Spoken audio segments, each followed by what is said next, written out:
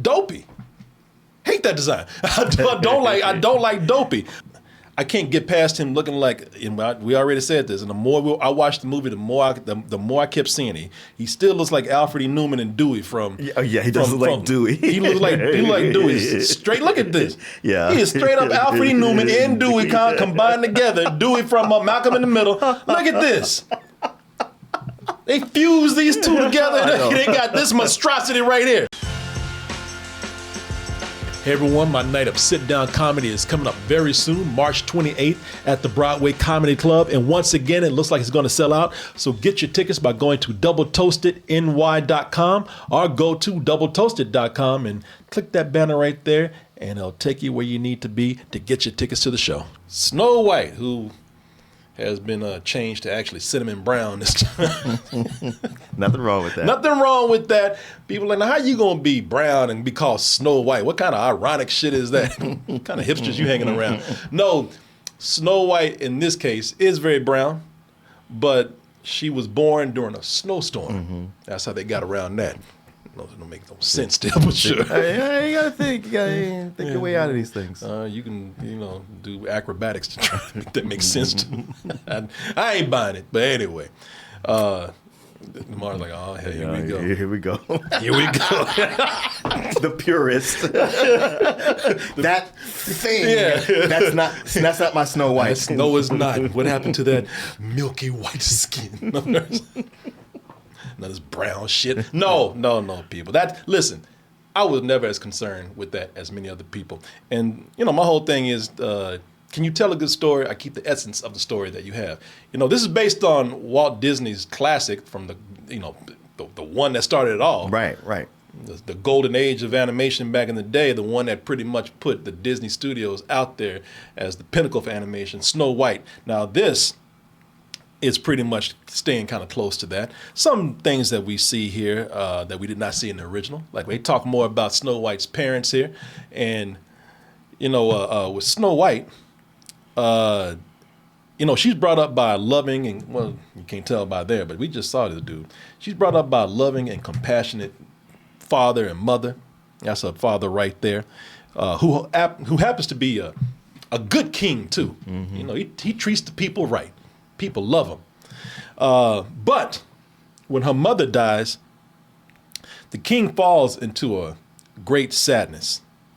But he is quickly cheered up when, 2 days later, fine-ass woman comes just strolling into the castle. Hey, listen, I'd like to get on his ass about that. But then you see her, you're like, oh shit. Oh yeah. I'm gonna marry her. Yeah. This your new mama. Yeah, and that's when she wasn't dressed like damn chess piece or something. Yeah. He looked at that and said, well, life must go on. Life is for the living. Yeah. And damn, I'm horny as hell too. And she fine? Hell yeah, I'm sorry. Yeah, it's your new mama, right? He didn't waste no time. He said, I gotta nail this down. He quickly remarries. But didn't realize that he was getting played. So the king goes off on a mission, doesn't come back for some reason. He's missing now. And the queen's evil side just comes all out. And she just starts bringing misery all around the kingdom. Hey, give me your shit. Give me your shit. I'm taking this from everybody. But as much as she loves power, the thing that she loves more than that is her face. Her beauty. Her beauty. Her vanity is strong. So when the magic mirror says, you all right, but there's another one out there. Yeah. I mean, you used to be the best, don't get me wrong. You still got it, but there's another girl. Yeah. No, you are the fairest in the land. But that is fine as hell over there. She young. She got no wrinkles. Ain't got no wrinkles. That's just as smooth. Yeah, boy. I'm saying, for older women, you all right. Excuse me. What you asked? Yeah. Hey, you can't break me. You break me, then what you gonna do? Yeah, I hate to tell you, but you ain't the shit no more. And she's like, oh, no, that hoe has got to go. Right. So old Whitey finds herself out in the woods, man, running for her life, which might have been a blessing because once she goes out there, she actually finds 7 mutants. I mean, dwarves, who who Dwarves are not mutants. Put your finger down. I don't know. I'm not talking about dwarves. I'm talking about these things in here. But she finds these. Okay, we'll call them dwarves for Martin's sake. These dwarves up in here, these things, and she also finds a merry band of thieves that just might help her take the kingdom back and bring the power back to the people. Rule with compassion. Let's go ahead and watch the trailer, because some people say, "Ooh, that wasn't all in the first one." Yeah, exactly. You know, maybe, just maybe, they, this is justified for a remake right here. You know, let's go ahead and take a look at the trailer for Snow White. No 7 Dwarfs. You know, it's all about her this time. It's her story. Yeah, it's her story. Snow White. We'll say Snow White 2025. There you go. And we'll be back with our reviews.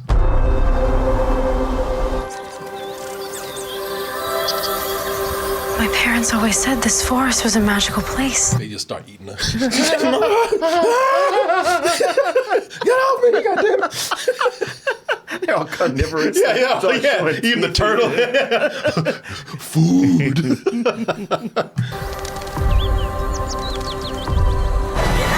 I'm sorry, my dear. Did I frighten you? Let me tell you something, man. Tell me. I'm just gonna be up front at the start with you, sir.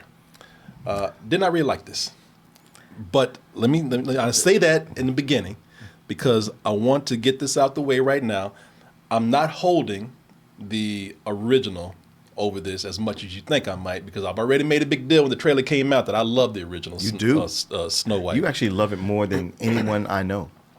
Well, it's as an animator who, just loved animation as a kid, I studied everything Disney did. And one of the things, it was just fascinating reading about the history of Snow White. Oh, yeah. And its contribution to animation, how these guys were doing something like no one had ever done before. They did back in the day with Snow White what Jurassic Park did for like CG today. Yeah. So I have the extreme love for the first movie. But, with this one, I'm not crazy about it, but it does have some very entertaining and even admirable things in there. And, and the thing is, I'm even rooting for this film. I mean, I rarely have a grudge against any movie, even if I don't like it. I ain't hating. Yeah. I ain't sitting around waiting for things to fail. I'm actually kind of rooting for this, for those, those idiots that just love to say woke and whatever cringy ass word you done co-opted today. You know, so I'm not sitting up here trying to hate on this movie. I actually hope it does well. So let me talk about some of the good things that I saw in here that I like. Okay. So unlike some of the other live action remakes that they've done, I actually thought that as much as I love Snow White and as much as I hate live action remakes, I thought Snow White was justified for a remake. Now,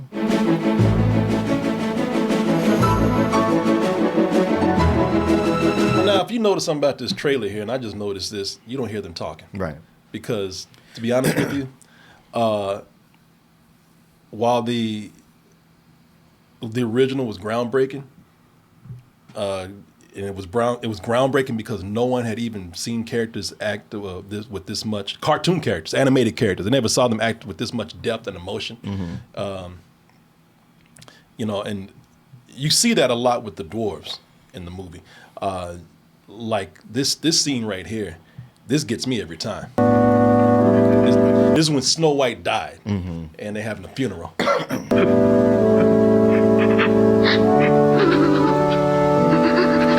Nothing in this new movie beats that. And honestly, that's one of the best scenes in the original because Snow White is not really that much of a character. Right. Yeah, she doesn't have much agency, and you don't really get to... Yeah, she's not really fleshed out. Snow White is flat. Yeah. All right, as far as her personality, Snow White is probably, and I hate to say this about this movie, this movie was made in 1937. Snow White, being that this was something groundbreaking, they just didn't give her a whole lot of personality. She's innocent, sweet, a little naive, and that's it.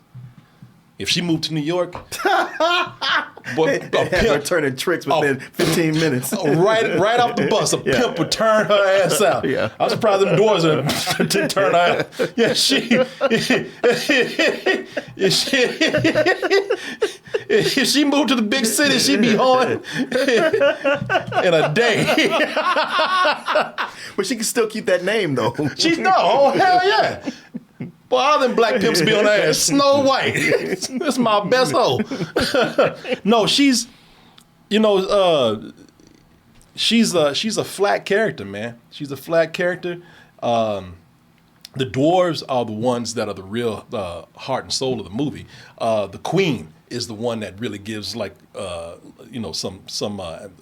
another great performance in this movie because as Disney villains often do, they steal the film from the main hero all the time. Yeah. And that queen, she's just so mean and so sexy. She's hot as hell, man. Look at that. Yeah. I'm surprised anybody was even like. I wish somebody was there to tell her, baby, you got nothing to worry about. Right. That mirror was just instigating. That mirror was a hater. That mirror was just starting trouble because I would have been like, you ain't got nothing to worry about. Nobody want that girl over there. She don't know what to do. Right. You know what to do with it. Prince Charming in this movie, the only one that's flatter in personality than Snow White is the prince. I don't know if he's Prince Charming, but the prince from Snow White, that guy. Is Prince Charming Cinderella? Or, I think that's Cinderella.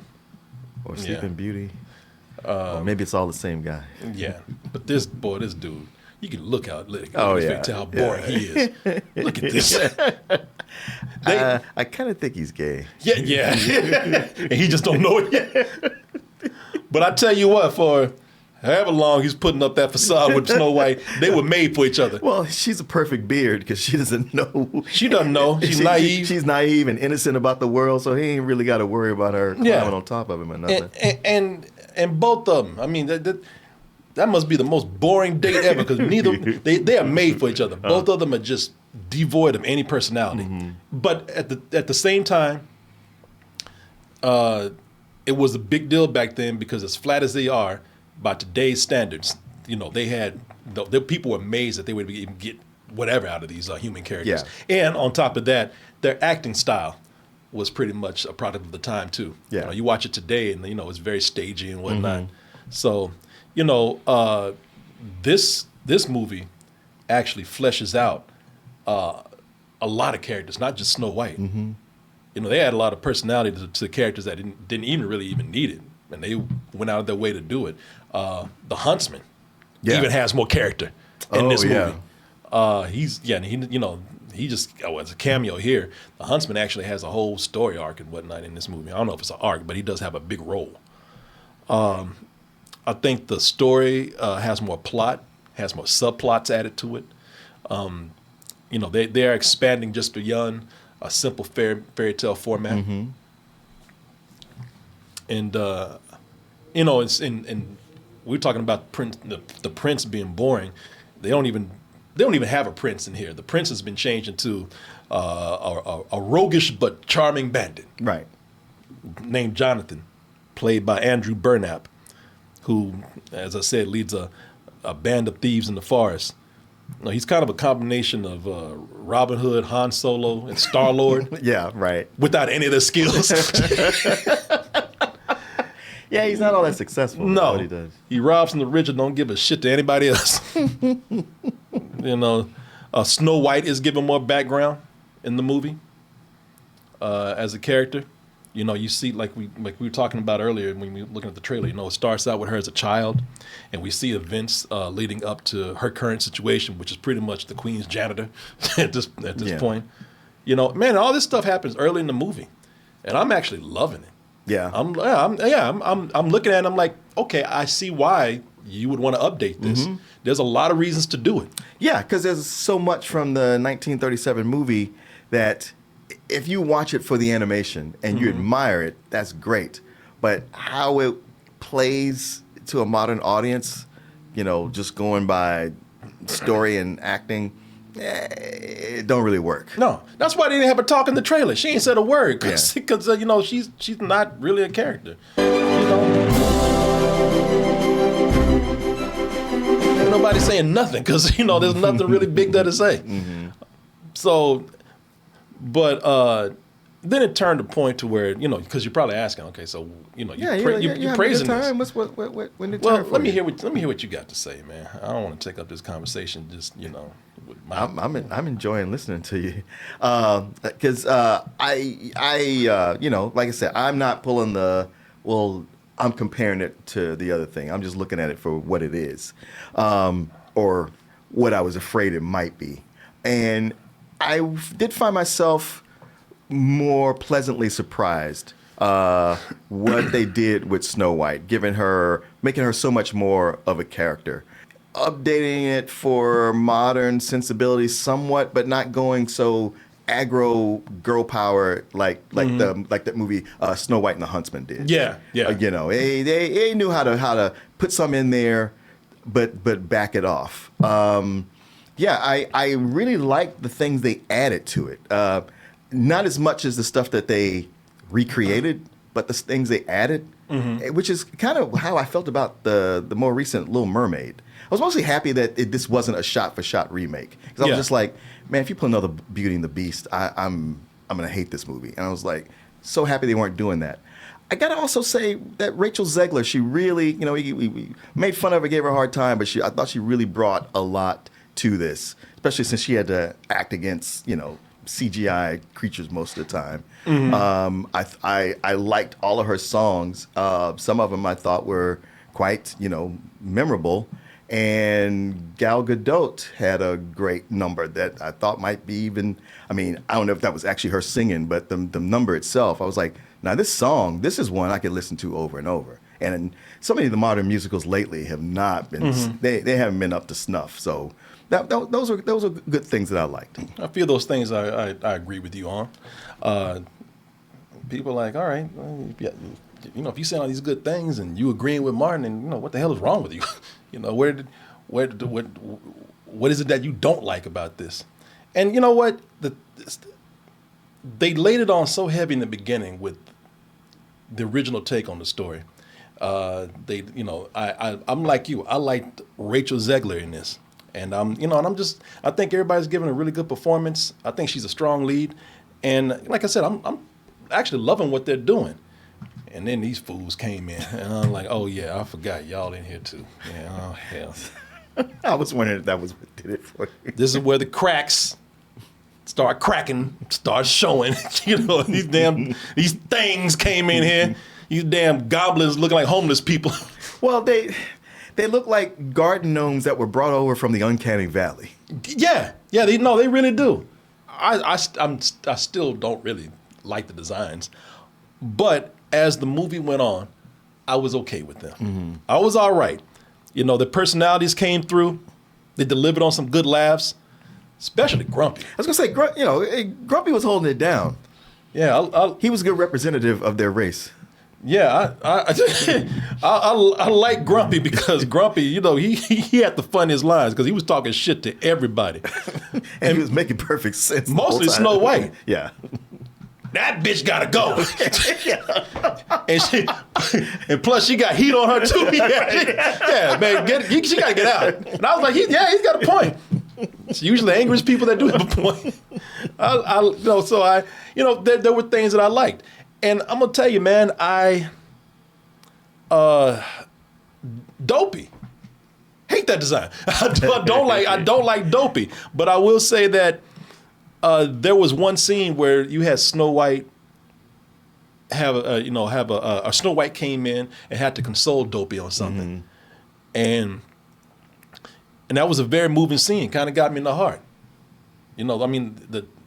I can't get past him looking like, and we already said this, and the more I watched the movie, the more I kept seeing it. He still looks like Alfred E. Newman and Dewey from. He does look like Dewey. He looks like Dewey. Straight, look at this. Yeah. He is straight up Alfred E. Newman and Dewey combined together. Dewey from Malcolm in the Middle. Look at this. They fused these two together. And they got this monstrosity right here. I tell you, he looks so different from the other ones. I kept wondering, I was like, I wonder if he's going to grow up and turns out he's not even really a dwarf. Yeah, and then beat everybody's ass. But there was a scene where Snow White was actually talking to him because Dopey can't talk, and they make fun of him sometime. And it was a really heartfelt scene. And even then, that didn't make sense because it was like, she asked him, so you just don't want to talk? And he's like, mm-mm. And it was like, why? Yeah, well. They're like, oh, okay. But He had his reasons, I guess. yeah, but you gotta, come on, we gotta have that reasons in the script. Then we need to be told that. At least that's what I felt like. I was like, why? You just got frustrated because you wouldn't want to put up with that from somebody. I wouldn't either. Yeah, but I would want to know. I'm like, I want up from the script writer. That would be one of my pointers. Why is that the case, that he can't talk? Why is that a big deal? Because he doesn't want to. How about that? No, hell no. Not good enough. You better speak up and tell me. And that's his thing. Every one of the dwarves has a thing. That's his thing. Okay, well, stop it. And they go somewhere with this. Well, I'm not going to talk about it, but they go somewhere this I really hate. But Oh yes, I can look over and see how mad you were. But I'm gonna tell you, man. So there's this backlash from the little people community. Oh yeah. And even though I don't like these designs, even though I think some of the story with these characters, like with Dopey, I don't think it makes sense or is well written. I will say that I understand why the designs are like this. Mm-hmm. The movie wanted to have similar. They wanted to have a similar design, like the animated characters. Yeah, where they're all yeah. small and have big heads. Of course. I get it. I get what they're trying to do. Also, they want to make a distinction that they are not human. Yeah. All right, they are a different kind of creature. Right. These are like J.R.R. Tolkien dwarves. Yeah, exactly. And they even say that in the movie, they're like, yeah, they say we're not human. Somebody says those aren't human, and I don't know if that'd be cool to have little people playing a role talking about y'all ain't human. So Yeah, exactly. so it's probably a good thing that they did this. So listen, I'm not out to hate this movie. I just want y'all to know that when I complain about this, I ain't part of this mob that's already been complaining about it. I'm not part of the woke group. I'm not part of the purist. I'm looking at it right as a movie, and I think that there are some actual, legit problems with the film. But I think I seriously think people are gonna be split on this. Yeah. I think so. Yeah, I am. Sometimes you see a movie, and if you don't love it, you want to hate it, just because you can have a definite opinion about it. Yeah. And some things, they're just in the middle because that's where they stay in the middle of the road, or they're equal parts good and bad, and that ends up moving you right to the middle. Yeah, no, I exactly, Martin. I don't want anybody to think that I'm here to to dogpile on this movie, that because this movie was being hated before it came out. In fact, I'm still going on this whole thing of the good stuff I see in here. As I said, Rachel Zegler is very good. People are hating on Gal Gadot. Yeah, she wasn't very good. Okay, thank you. I didn't know if you were holding back or not. Because, listen, like I said, I'm not comparing the old movie and the new movie, but Rachel Zegler really like elevates Snow White, and Gal Gadot does the opposite to the queen. Yeah, she has so much less personality, and she's got magic, and she wants jewels, and she's got vanity, but they're not really selling it or telling us why. And Gadot, bless her heart, as beautiful as she is, she's just not the actress to bring this out. Hey everyone, excuse me for interrupting, but we do have to give a word out to our sponsor right now, which is Venice AI. And by now, I'm sure you heard of DeepSeek. That's the AI that rivals ChatGPT, but at a fraction of the cost. And now it's the #1 app on most app stores. But here's something that you probably didn't know. Every conversation that you have through their app gets stored on Chinese servers, and that means it's subject to Chinese censorship. Why am I whispering? I don't know. I'm that paranoid. So if you want to test out DeepSeek's power without sharing all your conversations with Beijing, then let me recommend to you Venice AI. Venice AI is a generative AI platform that is private and permissionless, and that means that they utilize leading open source AI models to deliver text, code, and image generation to your web browser. So there's no downloads, no installations, or anything like that. So if you want access to a completely private and censorship-less DeepSeek model with other amazing features, then use my link right here, venice.ai/toasted. You can use that to go in and play around with it and see if you like it, which I'm sure you will. And you can also use that to get 20% off a pro plan. I want to thank Venice AI for sponsoring this portion of the show. And I want to thank all of you out there, as usual, for your support. I'm only saying that I'm okay with her because she wasn't as bad as I thought she would be. Right. But man, you were 100% right you're 100% right that first of all, that character's not written that well. It's like, she, like you said, she only has some certain character traits that don't mean anything. She can kill flowers. Like she turns a rose to dust. Mm-hmm. That's it. And she's just mean. Yeah, and even that little thing, her doing that, I was like, does she actually have magic, or is she just like a stage magician? Yeah, exactly. Why y'all scared of this woman? How she get all this much power and everything? Uh-huh. She must have told everybody off y'all.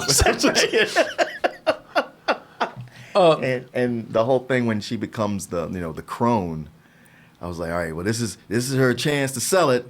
This is where you can do it. Yeah. And I was like, oh, dang. Well, since the character's not written that well, Gal Gadot is not given much to do. So when she's just reduced to just being evil, she lays it on a little bit too thick. Mm. And it brings attention to her acting. I hate to say that because I'm trying not to hate on her as many other people. I know. I really didn't want to either. I was like, that's not going to be the case this time. And I was you could tell that she's just, the only thing she's been told to do is just be mean and just really just drive it in. And it just becomes, again, like I used this word earlier, it becomes a little stagey. Mm-hmm. It really does bring attention to, this doesn't feel natural. It feels like you're acting. Mm-hmm. And it feels almost like somebody acting in a parody of this character. I really don't remember you being this opinionated. My apologies. How quaint. She has a coldness to her. She has a slight menace to her, but that's just nothing more to that character. Yeah. And that's why I didn't like her. I didn't like her musical number either. Really? I thought that musical number, first of all, so she has a musical number called "All Is Fair," and she sings to one of her soldiers and lackeys or whatever. And I just thought that, first of all, it was the staging for it was not that great. Okay, I'll tell you this. Even with the songs I liked in here throughout the movie, I thought the staging for all these musical numbers, is not great. It's very pedestrian. And with that one, I like the song, and especially as I listen to the lyrics, like the music and the singing, the staging was not impressed with. It uses repetitive angles. Yeah. There's no creative visuals. And again, I just don't think that her character is great. I think that she just, the way she's acting, that like we saw in these roles right here, I think it's even cornier watching her when she does a song. Well, yeah, because she hasn't shown like a dimension of emotion, so her breaking the song just was more like, oh, you're doing this. Yeah. Like I said, isolated the song itself I like, especially listen to the lyrics of it. But you watch a scene like that and you go like, okay, but what would Cate Blanchett have done with that? Well, the way that character's written, I don't think Cate Blanchett would have been able to do much with it herself. And also, that musical number, the reason why I'm complaining, I'm not even trying to, argue with you or anything. I'm not trying to tell you I'm not trying to convince you. I'm just, for me, I walk out of these movies and I'm saying, you know what? When a villain has a song, that villain better bring this goddamn house down, because that's some of the best songs have been by villains. Yeah, I guess that's true. He's a priest in the book, but the judge in Hunchback. Hunchback, yeah. Showstopper. Yeah. Dr. Facilius. Yeah. That's a show-stopping number. Yeah. Poor Unfortunate Souls. Right. That's a showstopper. Yeah. You know, even when they did the Poor Unfortunate Souls in the live action version, it was still a showstopper. This was not really a showstopper for me. I didn't walk out feeling like I'm gonna be humming this, I'm gonna be singing this. I don't feel the wickedness behind this character in it because that character's weak anyway. Well, true. So that, music is different for everybody. You know, obviously it hit with you. It just did not hit with me. I wanted to come out when, and like I said, when they give you a great song. I mean, even Scar, left an impression of you with them damn goose stepping hyenas. I tell you, between the staging and her not having that much presence and giving just a very, like I said, just kind of an overperformance in that song, it felt like a musical number from a TV show for me instead of from a movie. Okay. But I don't know. With this, I didn't think a lot of the songs were that great here. The music was something that just didn't stand out to me. I found myself, moving with several of them, especially the Rachel Zegler. She's got a great voice, but I did think the staging on every one of the musical numbers was underwhelming. I thought that Gal Gadot's All Is Fair, I thought that was bad. The others I thought were okay. Again, I don't think that they're highly memorable for me, but Rachel Zegler, you like her character, you like her performance is great. So when she's singing and putting putting her all into that performance, that makes up for a better song right there. I'm waiting on a wish, wondering will she appear, or will I spend another year waiting on a wish? So that takes the place kind of the Someday My Prince Will Come. Yeah, I guess so. Just that right there, like just listening to it, hear her voice, because this was a thought I had while I was watching it. Especially like that reminded me of it. That is so much like Moana, like a song from there. And I was watching it like that scene there, and I was like, this is where this should be animated, because these songs, if they're animated, you can really do something with the visuals instead of the camera just staying on her face and just slowly panning up and then coming back down. It's like, man, this is sweeping. Then you gotta do something with this. Yeah, you know what, this is why a lot of times the animated versions are superior, because you're right, because especially these days, because it's not a terrible looking film, but it is kind of flat. It's not it's not the best looking film because it's one of those movies where they're using so much CG that everything has to be brightly lit. Yeah. There's hardly any kind of atmospheric lighting going on. Like I said, it's not bad. It's just, again, it just doesn't feel atmospheric, as I said. It's funny too because the songs that I thought were the most memorable are the songs that are taken from the original. Oh. Whistle While You Work and that's funny. Those are the ones where I was just like, yeah, okay. Well, actually, Whistle While You Work, I thought was pretty good, but the Hi Ho song, I was like, I liked it better before. No, that's the funny thing here. They don't hold a candle to the original. I mean, you look at when they do Hi Ho. Hi Ho was that was a part of the movie where they were using that to show you introduce you to the different personalities of the dwarves. And make a big interest for them. And it really was kind of it was pretty straightforward. Hey, it shows that they work, kind of gave you an introduction to all the different character traits. Here in this movie, it ain't nothing but a Disney ride. Yeah. Right. It's like it's almost like they're selling the ride that they're building right now. Yeah, exactly. Yeah, it's spectacle over personality. The evil queen, she brought the movie down for me. But things like the dwarves, I was all right. Yeah. I was okay. The songs, maybe not the Queen songs, but the rest of them, I'm okay. I'm all right, whatever. Not crazy about it, but I'm okay. Rachel Zegler, I like. She really is bringing it. I even like what they did with by not making the prince a prince. I like they made him a bandit. But the thing is that he's part of the story that they expanded on. And while I appreciate this movie really trying to expand on the original, trying to do something different, I think maybe it suffers from doing too much. Yeah. Because the worst part of the movie is this dude and the bandits. It's not that he's bad. This actor here, forgot his name. Let me see here. Yeah, Andrew Burnap. He's fine. Good actor. He's actually, again, very, no pun intended, he's very charming. He has instant chemistry with Snow White and Rachel Zegler. They're good together.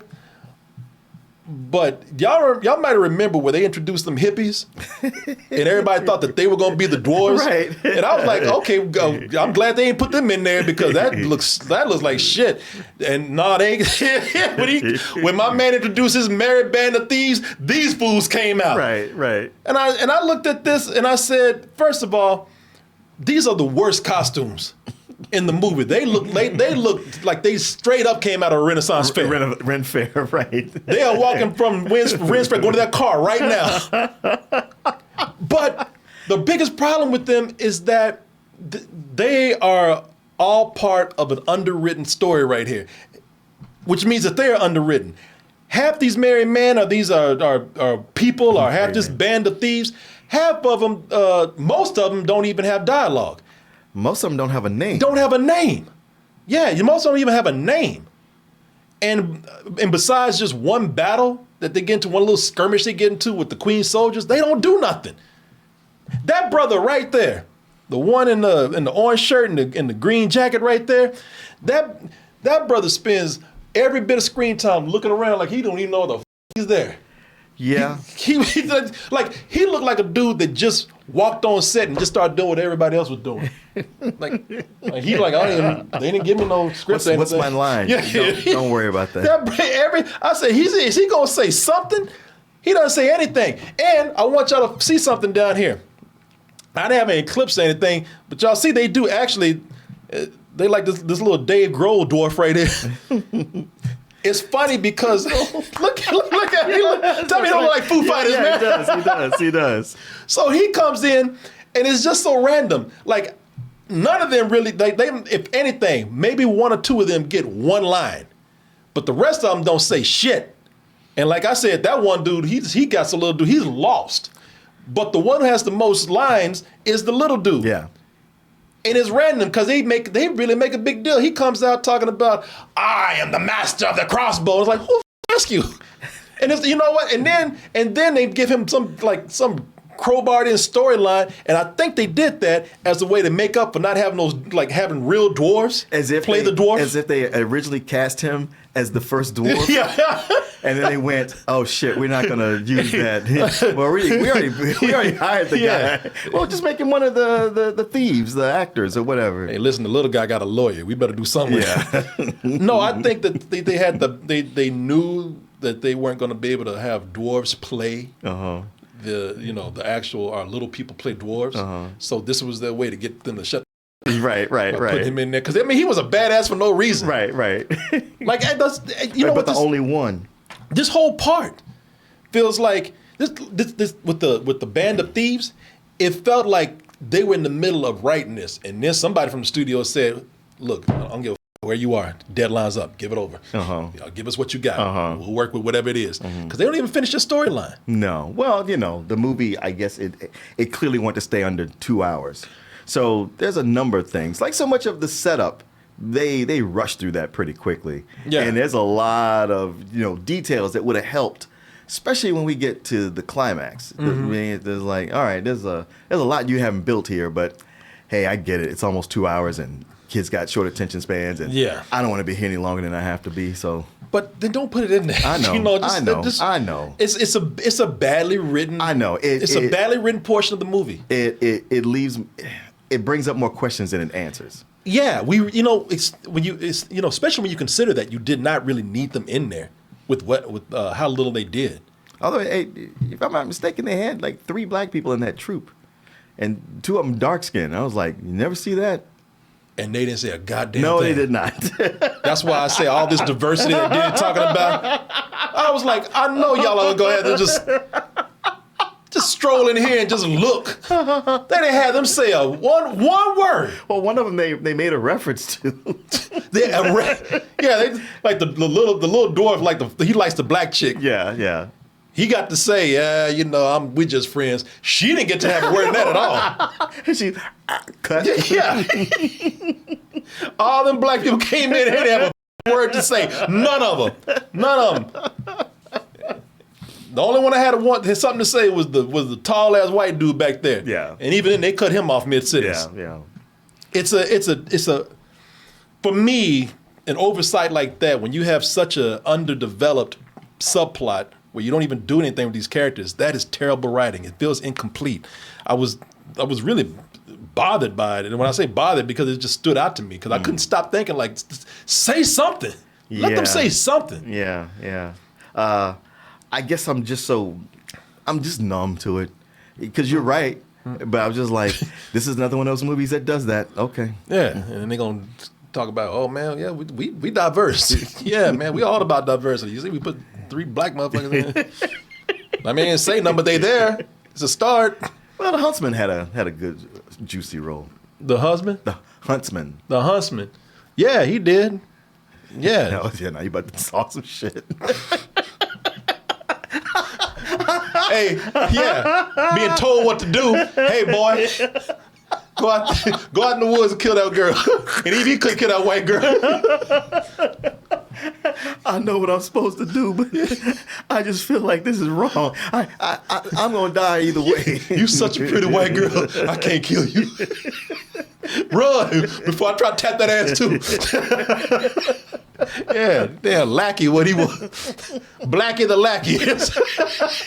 No, the Huntsman in here is a black dude. They expanded his role. See, but he had a job. He had a prestige. And he f***ed that up too.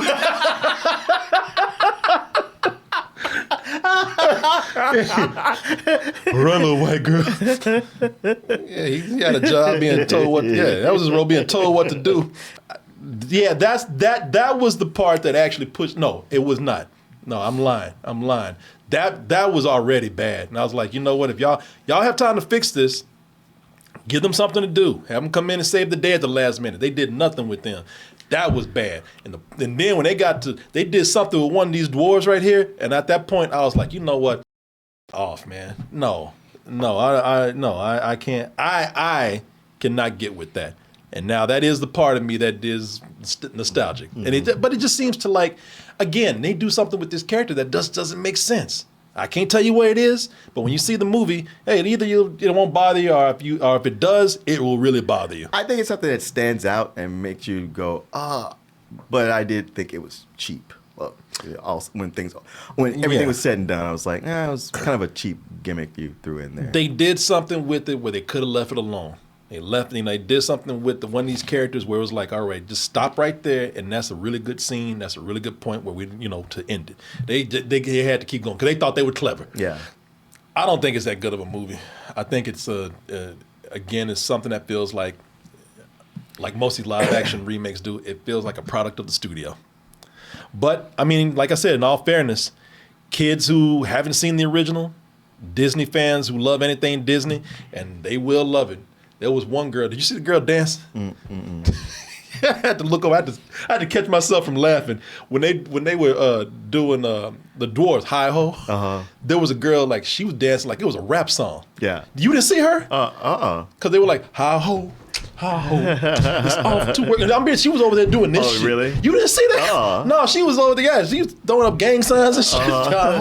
I had to look over, and she was sitting right next to you. Oh, really? Yeah, and she was going off. Okay, good. There were just people on the side of me who just kept talking the whole time. Okay, all right. That was them. I was just so like, just don't look over there. Yeah, no, it was her because she was into it. Yeah, she was like, she was dancing to the dwarf song Hi Ho, like she was about to do a battle with somebody.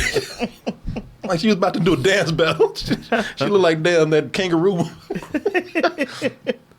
But nah, man, listen, I can already tell that you like it more than I do. And I do think for casual moviegoers looking for light entertainment, it's fine. It's fine. But what started out strong with this ends up feeling like I said, another studio product, especially with the many poorly written parts that that just did not deliver on the promise of what happened in the beginning of this movie, where I thought that was the strongest. I really did like the beginning. So I'm giving it a rental. Okay, well, You are correct. I did like this a little bit better than you, but it's funny. The beginning I was not liking. We're just the opposite on this everywhere. I know. So much of it with the setup, the way they were just kind of going through it. It's like Interesting. It was just such a like, well, these are the fairy tale beats, and you've seen fairy tales, so just accept it. And like, I didn't start liking it. I didn't warm up to it until Snow White got to the woods, and that's when I started to turn around. And I like with that initial hi ho number, I was put off by the dwarves, but I kind of came around. It's like, listen, they are what they are. For what they're trying to do, they couldn't use real people. And when we got past the dwarves, fighting so hard to get you to remember who they are, like I was like, okay, everybody pretty much knows, but okay, we got to play like we're playing this for people who don't. But once it got past that point, I found myself liking it a lot more than I thought I would. This is a movie where there's some movies. It's that thing where it's not so much that I mean, there's things I dislike. Don't get me wrong, but I guess there's things I like. I don't hate it for what it is, but I like it more for what it isn't. The way they updated it, the way they put new stuff in, but not aggressively so, and it wasn't so slavish to the original. But like I said, the beginning I was kind of cold on, and I'm not that crazy about the end either. I hate the ending. Yeah. Okay. Good. Thank you. Because I felt like when it got to the end, I was like, you guys wrote yourself into a corner. Yeah, they did. Because even Snow White was like, I'm taking the kingdom back. And I'm like, no, you ain't. Huh. I got nothing. Wow. Yeah, no, it's one of those endings that they just slap together. It's a slap together ending. So yeah, when you say a product of the studio, I guess I'm more grateful for the ways they were able to deviate from what was expected and it not being a shot for shot remake. I think it's closer to the Little Mermaid remake than anything else. But yeah, I liked it a little bit better than you. Yeah. So I guess I think it'll be a crowd pleaser, at least for some. Yeah. And so that puts me at a very low matinee. All right. It's directed by Mark Webb too. Yeah. Amazing Spider-Man. Yeah. Amazing Spider-Man listen, 2. you direct something for Disney. Yeah. Your name is on it, but you didn't really direct it. No, you did not. No, hell, you might as well have AI done this. Somebody asked me, as a rental, is it a fresh rental or a rotten rental? We're talking about the tomato meter. Oh, okay. Probably rotten for me. I know that's a tricky area, the rental. It can go either way, but yeah, it'll be rotten for me. But because I ultimately walked out of this like, nope, don't like it. This will be a crowd pleaser. Yeah, people like it. People, they won't be a curmudgeon like me. Yeah, it ain't hurting nobody. And it's not just that the original animated movie is still out there. It was just done so long ago. Yeah, it's easy to separate the two. Somebody said drop the spoilers. Ain't no spoilers in here, really. Spoilers. We told you the whole thing. Yeah, shit. If you understand what you see is what you get, right? I mean, there's some things we could tell you about the ending. There's one particular thing that I could tell you about the character where they do something that I hate, but y'all see it for yourself, man. I don't want to spoil that for y'all. Somebody said, how did they handle the apple? About like they did in the original. I'm gonna tell you though, man. I think they dropped the ball on one thing. Let me see. Because this is another thing where they can't top it, man. Because they have, if you know the movie, the evil queen played by Gal Gadot, they have her turn into an old hag, so that she can take the poison apple to Snow White, and in the movie she just looked like a old woman. Yeah. In the original, boy, she is cracked out. Right. Them bug eyes and everything. I thought they were gonna do that. Me too. I was like, man. That's why I said, like, okay, here's a chance for them to really sell it. Yeah. And it's like, yeah, they didn't quite do it, and then. Yeah, I was like, come on, man, because when she pops up at that window, because when Snow White looks over, because she hears her, and then she looks over, she's like, God damn!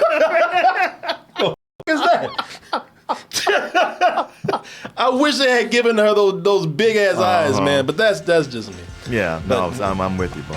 Well, would you look at that? You made it to the end of the video. That means you really like us. So just go ahead and press that like button and subscribe while you're at it. And check out our other channels, our social media like Instagram, TikTok, and our Patreon where we have new stuff coming up all the time. And we'll see you on the next video.